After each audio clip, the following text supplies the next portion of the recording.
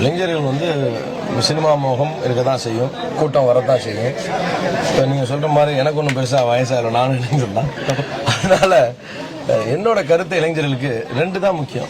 முதல் கல்வி, அடுத்து உத்தியோகம். இதை தான் ஒரு மக்கள் பிரதிநிதி செய்ய வேண்டிய முக்கிய வேலைகள்.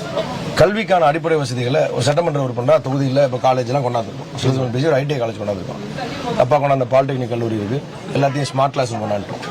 எல்லாம் ஏசி கிளாஸ் ரூம் ஆகியிருக்கும். நிறைய அரசு பள்ளிகளில் வகுப்புரை கொண்டாந்துருக்கோம்.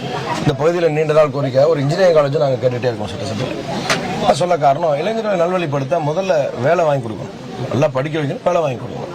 இது ரெண்டும் அவங்கவுங்க படிச்சுட்டு வேலையை பார்த்தாலே மக்கள் ஆட்டோமேட்டிக்காக அவங்களை நல்வழிப்படுத்திடுவாங்க.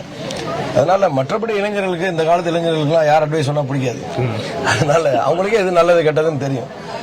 ஒரு மக்கள் பிரதிநிதியாக இந்த தொகுதியை பொறுத்த வரைக்கும் குறிப்பிட்டு சொன்னோம்னா கல்வியில் மேம்பாட்டுக்கும் உத்தியோகத்தில் அவங்களுக்கு வேலை வாங்கி கொடுக்கறதுக்கும் முழு முயற்சியோடு நாங்கள் செயல்படுவோம்.